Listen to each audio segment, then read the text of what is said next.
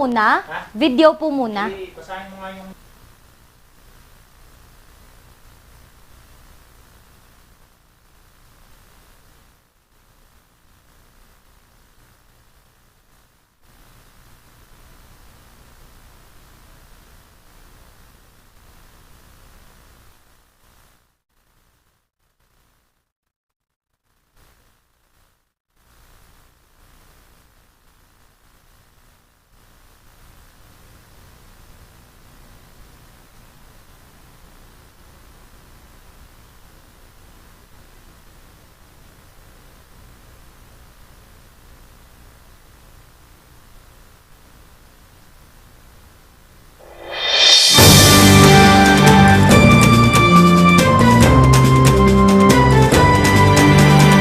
Sa ulo ng mga nagbabagang balita.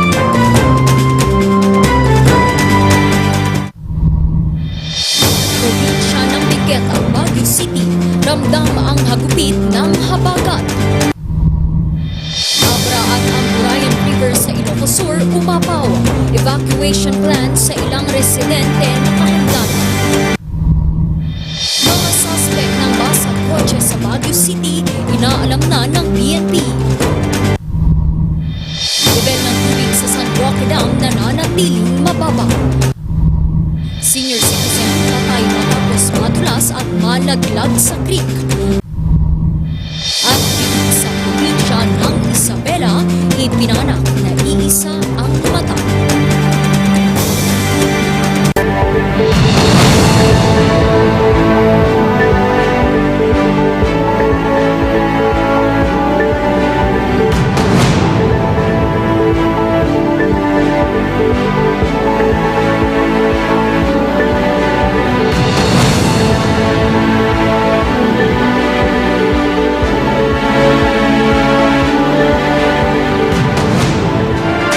Magandang hapon, Northern Luzon. Narito na ang mga bago at may init na mga balita. Ating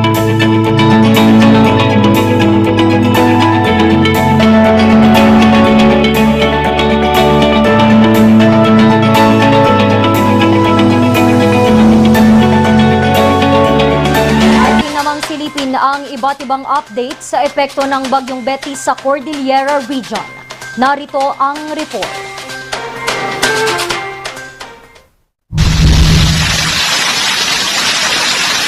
Rumaragas ang tubig sa Amburayan River sa Pasdong Atok, Benguet dulot ng sunod-sunod na pag-uulan ang nakuhanan ng video ng isang netizen kaninang umaga.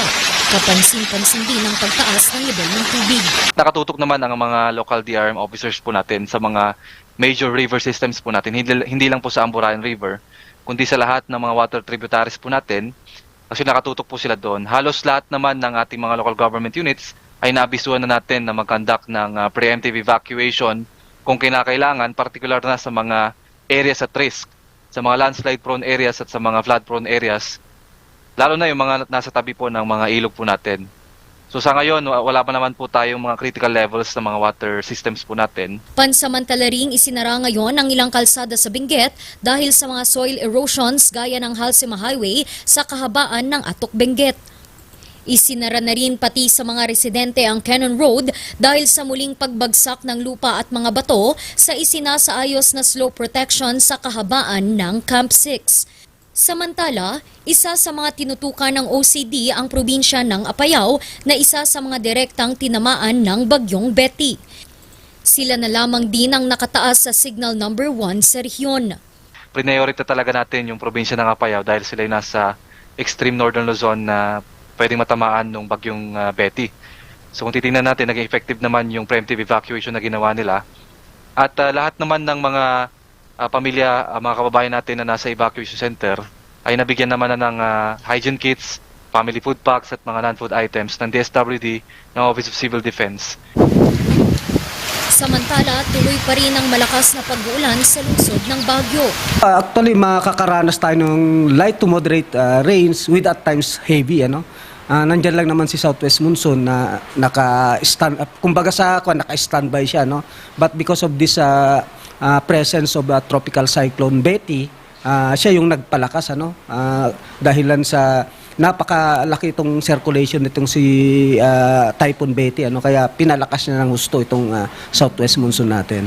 Nakararanas naman ang iba't ibang barangay sa lungsod ng mga power interruptions dahil pa rin sa pag-uulan.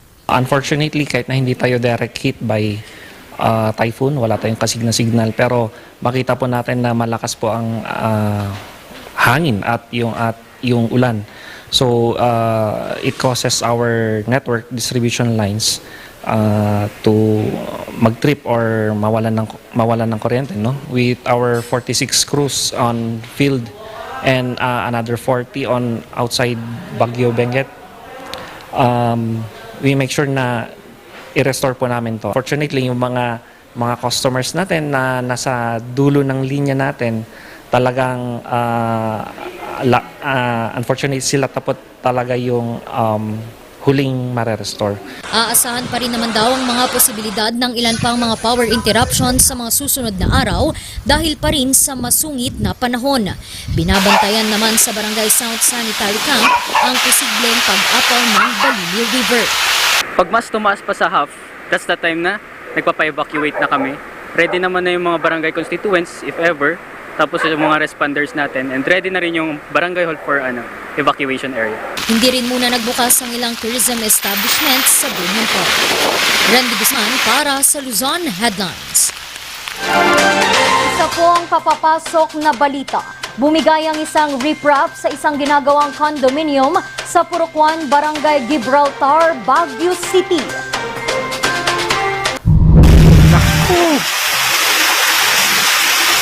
Nan nga ni Riyayan, balay ti Sikyo.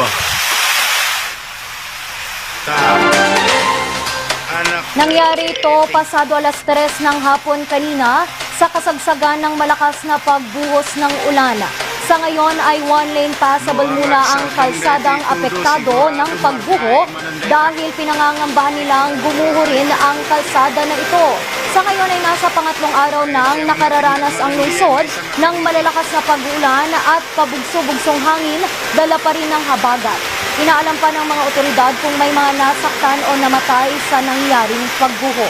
Antabayanan pa natin ang mga karagdagang detalye tungkol sa insidenteng ito.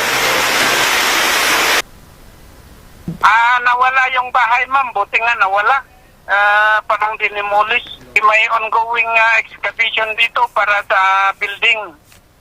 Hindi pa naman nahulog yung ng kalsada, pero may possibility na mangyari yun.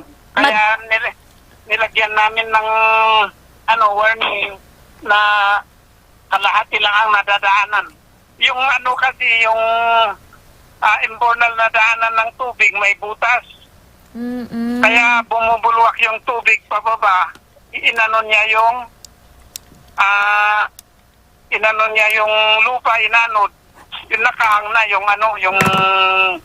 imbornal. Maliban sa Cordillera, nakararanas din ngayon ang probinsya ng Ilocos Sur ng masungit na panahon dahil pa rin sa habagat.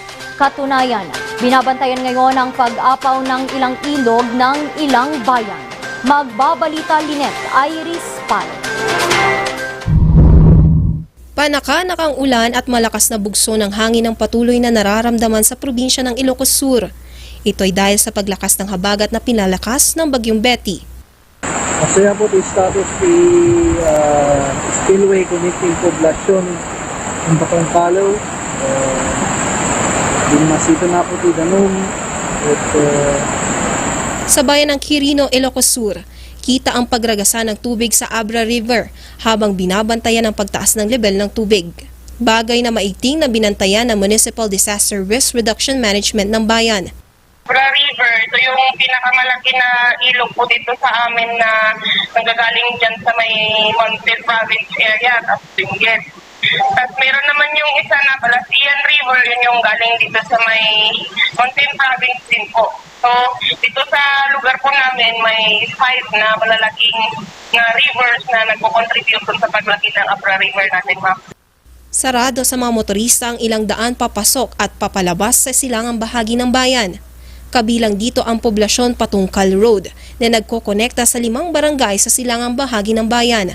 Kabilang rin sa mga isinara ang Matong Spillway dahil sa pag-apaw ng Abra River. One-lane passable naman ang poblasyon Suwagayan Road. Sa ngayon, binabantayan ng pamahalang bayan ang 9 na barangay sa kahabaan ng Abra River para sa paglilikas ng mga residente. Nung kahapon, ma'am, nag-abiso na rin po kami dun sa may malapit sa ilog for voluntary evacuation. Since nagpo-monitor naman po tayo oras-oras since kagabi pa, wala po nangyaring paglikas, ma'am, kasi hindi naman po naka-alert yung ating tubig dun sa ilog.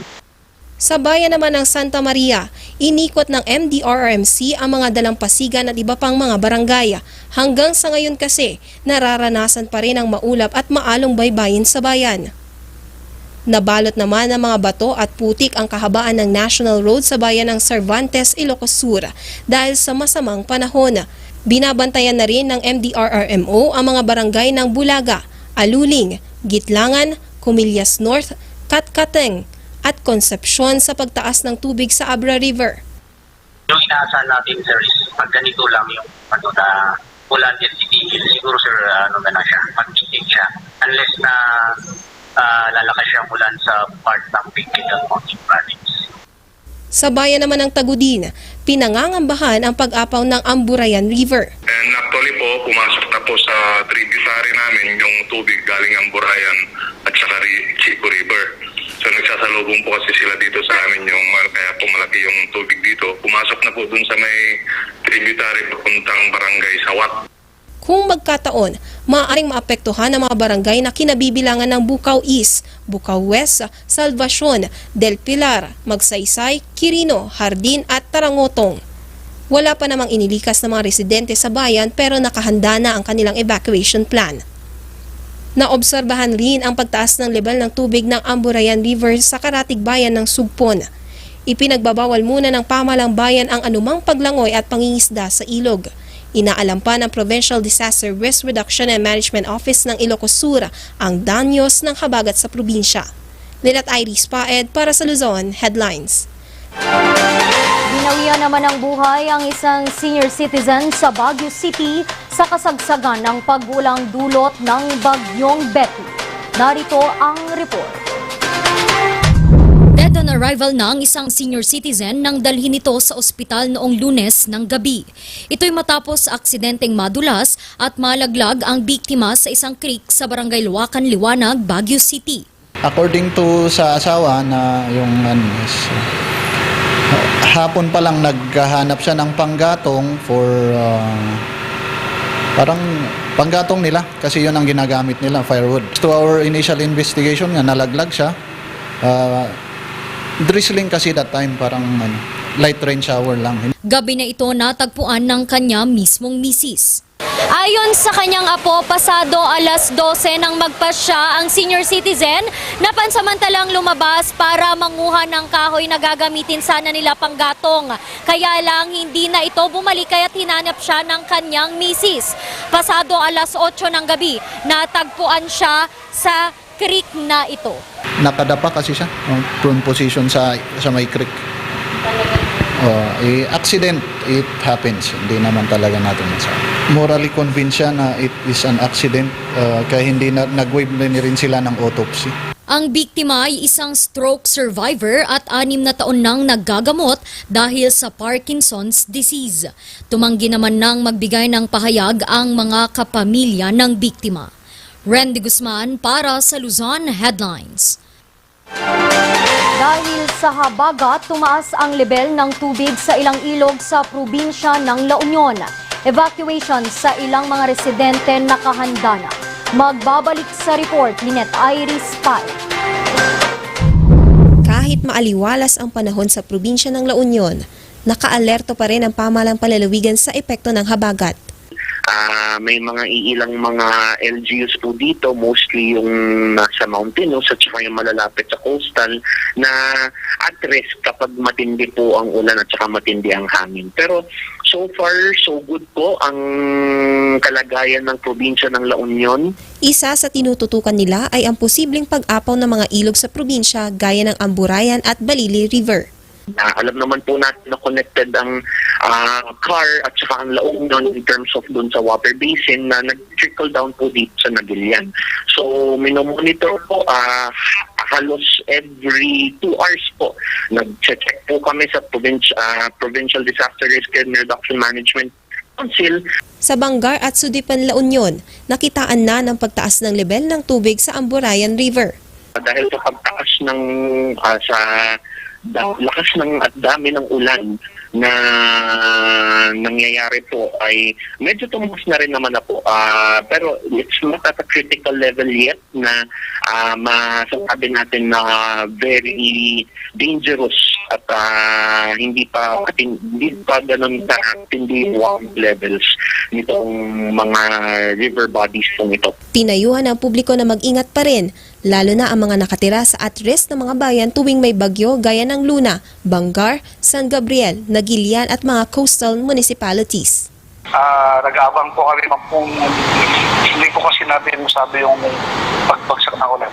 Kasi titigil tapos bubuhos ng malakas. Tapos kasi itong Pamburayan, yung tubig dito manggagaling ng Benguet. Tapos iba river ng Ilocos. Dito kasi ang tapon. Kaya pag umulan talaga ng diretso, dito tataas talaga dito sa baba.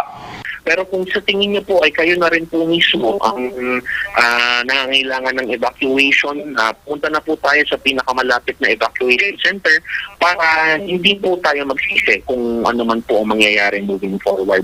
Para naman po sa mga at high risk na mga LGUs natin na minomonitor, rest assured po that the provincial government of La Union is ready, willing and able na tumulong po. 11 bayan at 1 lungsod ang nagpatupad ng walang pasok ngayong araw. Lynette Iris Paed para sa Luzon Headlines. Sugsunod, mga suspect ng basag kotse sa Baguio City inaalam na ng PNP. Ang buong pangyayari na kunan ng CCTV. Yan at iba pang mga balita. Abangan!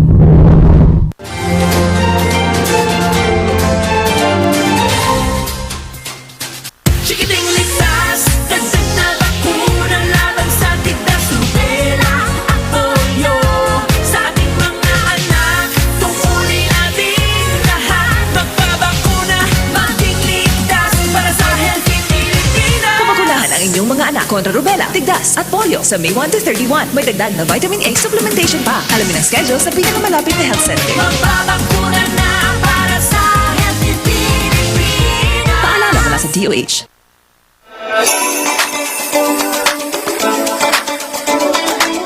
Narito na ang balita para sa iyo. 1. Humanitarian Principles, Camp Coordination and Camp Management Do's and Don'ts.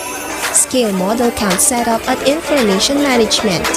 Ilan lamang yan sa mga tinatalakay sa Camp Coordination and Camp Management o CCCM at Internally Displaced Person IDP Protection Training ng DSWD. Basically is that we have now more people who have the same idea on how to manage evacuation centers. So, mahalaga na meron po tayong standards na sinusunod kasi kung pare-pareho yung appreciation natin do sa standards or kung paano yung mga SOPs, then mas madali pong makipag-coordinate at makipagtrabaho. So, yun po. Basically, efficiency at saka effectiveness nung nasa-set up na evacuation facilities ang nagiging tulong sa atin. Sa tulong ng CCCM at IDP Protection Training na ituturo sa lokal na pamahalaan kung ano-ano ang mga pangunahing pangangailangan ng mga IDPs.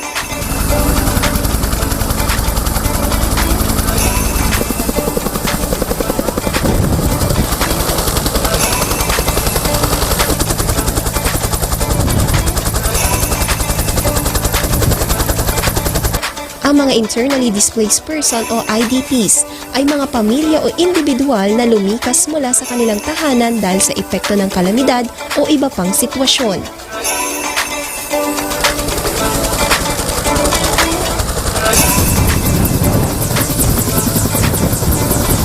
Maliban sa CCCM at IDP training, nagbibigay rin ang DSWD ng Women and Child-Friendly Kit para sa child and women-friendly spaces na maaaring gamitin ng mga bata at kababaihan habang nasa evacuation centers at relocation sites.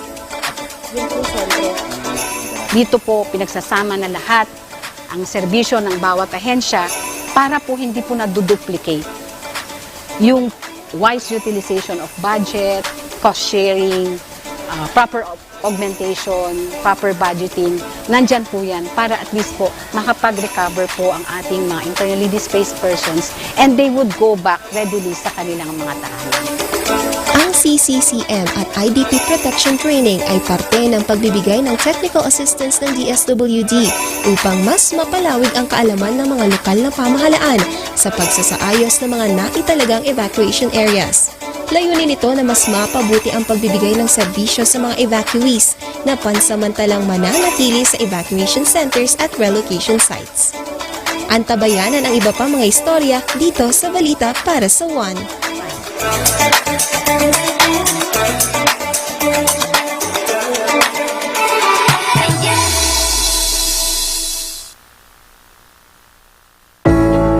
Kasama mo sa iyong pag-asenso ang King's Vita Plus Animal Feed Supplement. Andito na ang pampabilis sa paglaki at pampabigat ng inyong alagang baboy. Ang King's Vita Plus Animal Feed Supplement bago, kumpleto at puno ng mga sangkap. Tested and proven, sigurado at epektibo. Mabibili sa mga Agrivet stores. King's Vita Plus Animal Feed Supplement.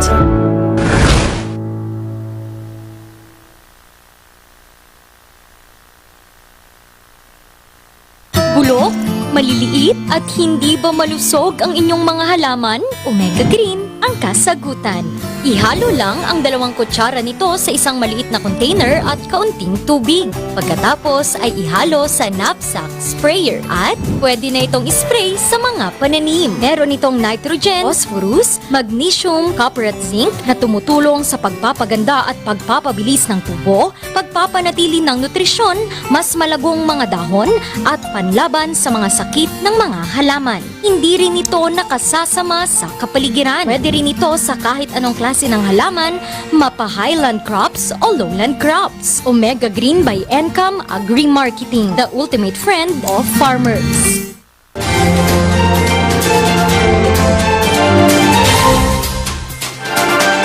Aabot sa 3,000 piso at samot-saring kagamitan ang tinangay ng 2 hindi pa nakikilalang mga suspect ng basag kotse sa Baguio City.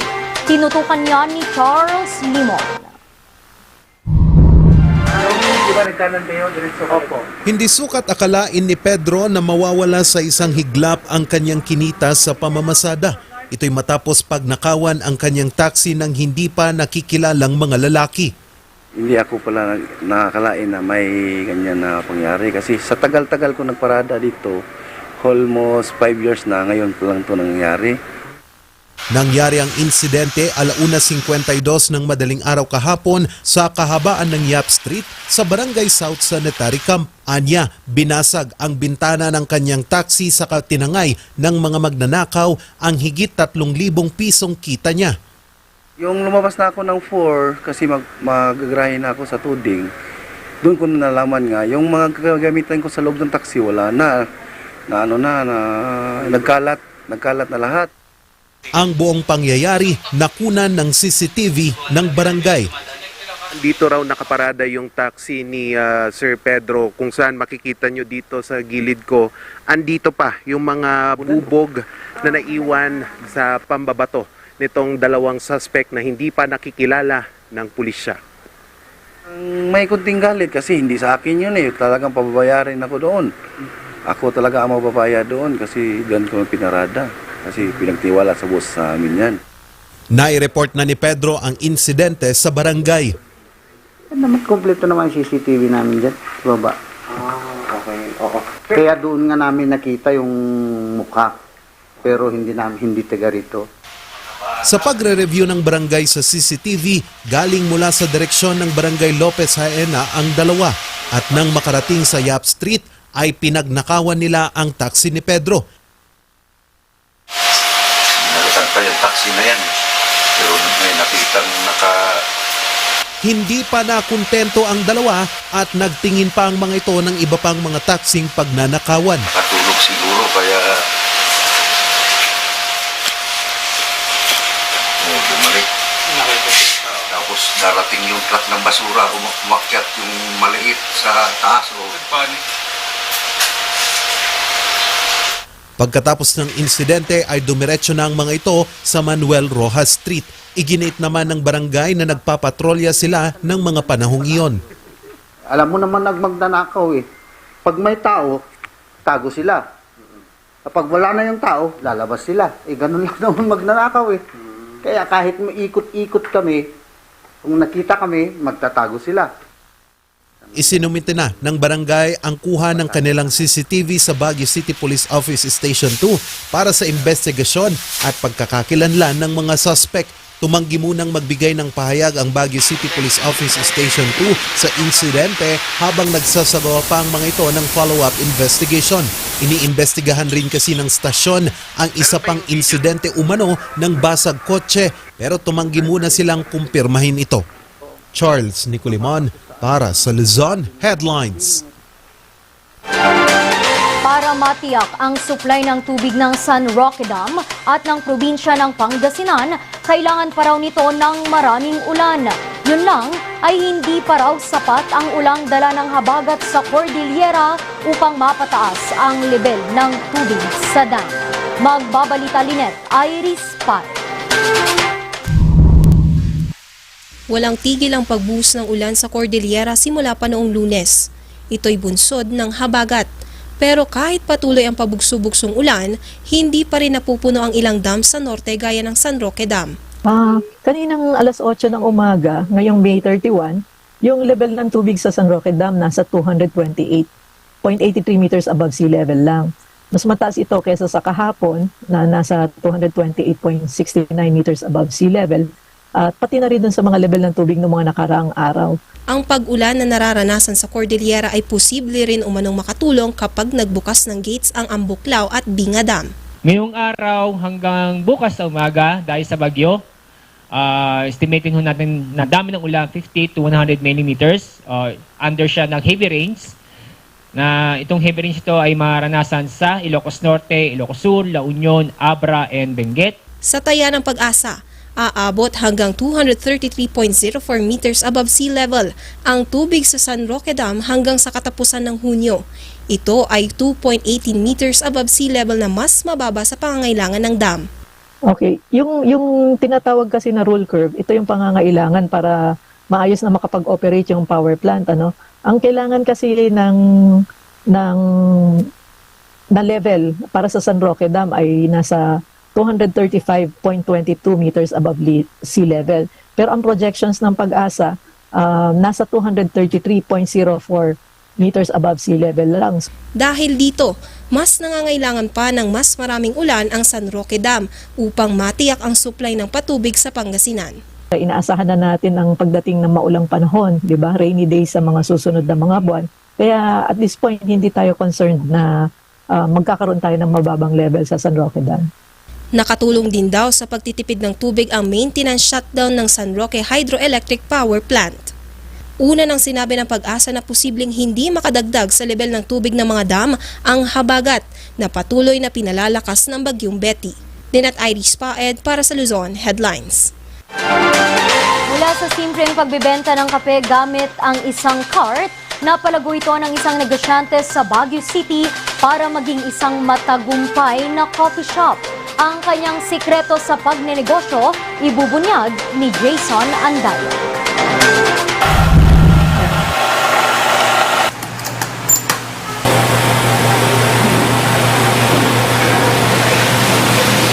Hilig ni Charlie ang pag-inom ng kape. Dahil sa simpleng katuwaan ng kanyang mga katrabaho, pinasok niya ang pagbebenta ng kape. Baguio. Tapos sabi ko nga, one of these days magkakaroon din ako nito. So, nag-aral ako, search ako ng about coffee, ano nga ba itong coffee na to, anong true meaning niya, saan ba nanggagaling. Until itong mga friends ko naman na very attached sa akin, sabi nila, since maano ka naman sa coffee, ba't hindi mo start ng kahit pakonti-konting negosyo? Nagsimula siya sa isang maliit na cart taong 2021 at hanggang sa lumaki ito. Nag-start kami sa isang office. And then hindi nagtagal, we need to move. Kasi syempre hindi naman pwedeng maging permanent yung office. So nag-move kami, pumunta kami ngayon sa parking space kung saan din yung church namin. So yung parking space na yon, doon naghiram lang kami ng maliit lang na table. Kaya ang kanyang simpleng passion, ginawa niya na itong negosyo. Isa sa kanyang naging katuwang sa pagsisimula ng negosyo si Brian. Aniya, kabisado na niya ang timplang binabalik-balikan ng kanyang customer. Sa connection po na ginagawa namin sa customer namin, well, they are drinking a good quality coffee. May quality din na service na tatanggap sila. May ilang years na po kayong barista? 2 years na po. Okay, 3 years po. Isa sa kanilang mga best-seller ang Caramel Macchiato. Kasi ang cool ng vibe niya. Parang it's very inviting. So yun yung nakapag-attract sa akin pag pumunta and try the coffee. Sa ngayon ay mas lalo pa siyang nakikilala sa lungsod ng Baguio dahil sa pagmamahal sa kape. Okay, so you can taste a different notes. Jason Andaya para sa Luzon Headlines. Ano nga ba ang small claims at paano ito kunin sa legal na paraan? Alamin ang sagot sa Ikaw at ang Batas.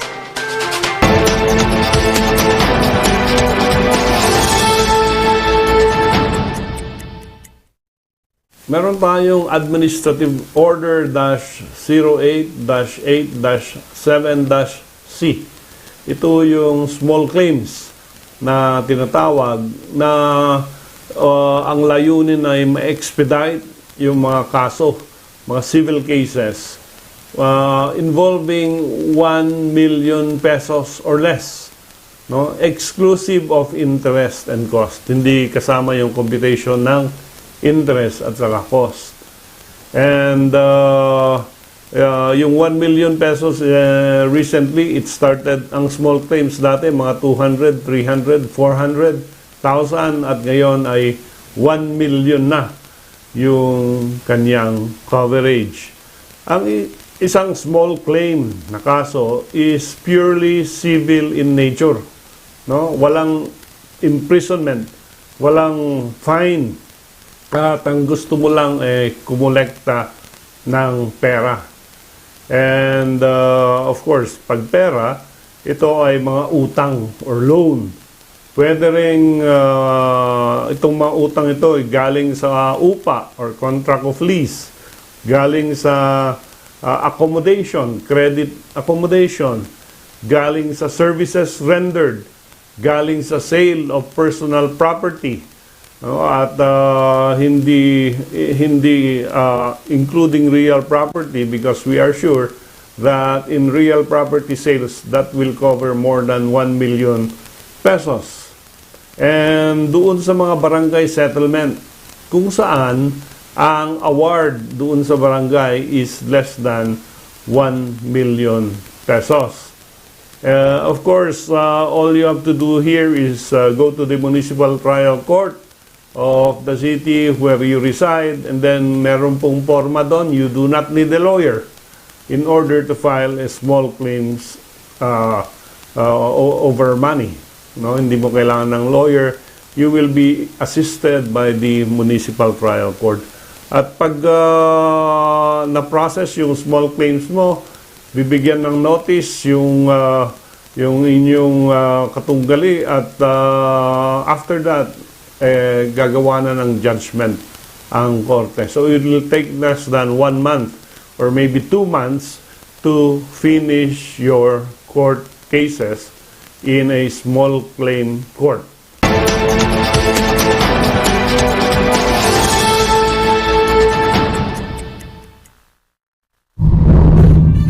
Susunod, Biik sa probinsya ng Isabela, ipinanganak na iisa ang mata. Paliwanag ng mga eksperto, abangan.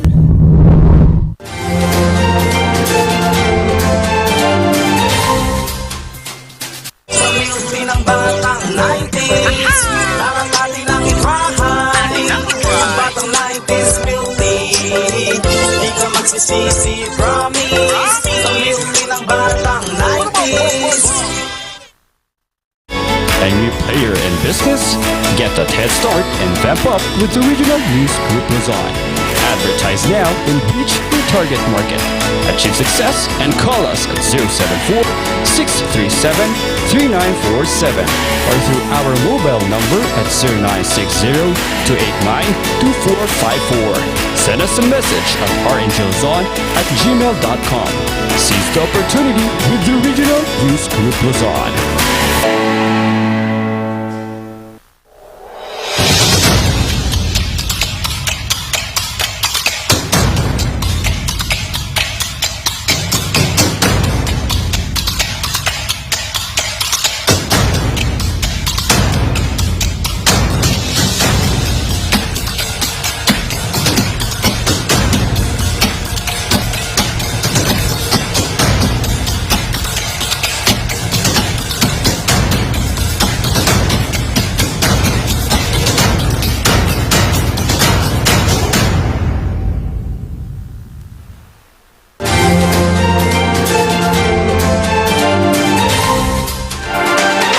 Nagulat naman ng isang magbababoy sa bayan ng Cabatuan, Isabela nang manganak ang alaga nitong inahing baboy.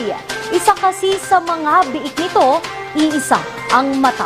Paliwanag ng mga eksperto, alamin sa report na ito. 2 taon na ang isa sa ikinabubuhay ni Mark ang backyard farming. Malaking tulong daw ito bilang suporta sa pangangailangan ng kanilang pamilya. Backyard racer lang po kami. Ang tulungan namin doon, mga 6 lang po yata. Puro panginahin po. Wala po kaming fathering eh. Pero kahapon, nanganak ang kanyang alagang inahing baboy. Laking gulat nito nang mapansin na ang isa sa mga biik, iisa ang mata. Yun nga, malaki yung mata niya na iisa, kaya nagulat din po kami. Ito raw ang unang beses na nakakita siya ng ganitong klase ng biik. Samot-sari naman ang naging komento ng mga netizens. Ayon sa isang veterinaryo, ito raw ay isang kaso ng cyclopia. Unang-una, baka ibig ko sa NBD. Second, ibig ko sa NBD. Baka nagkasakit yung mother, kaya ganyan na. Third is, baka man-termis yung mother. Sa kaso ng biik sa Isabela, ipinanganak itong walang bibig at nasa bunbunan ang ilong. Agad namang namatay ang naturang biik, kaya plano ng may-ari na i-preserve ito. Randy Guzman para sa Luzon Headlines. At yan ang mga balitang nakalap ng Luzon Headlines ngayong araw. Muli mag-iingat pa rin tayong lahat dahil masama pa rin ang lagay ng panahon. Maaari pa rin naman kayong maki-update sa Facebook page ng Regional News Group RNG Luzon. Bukas ng umaga ay may mga updates din sa Morning Balitaktakan at sa ilan pang mga susunod na programa.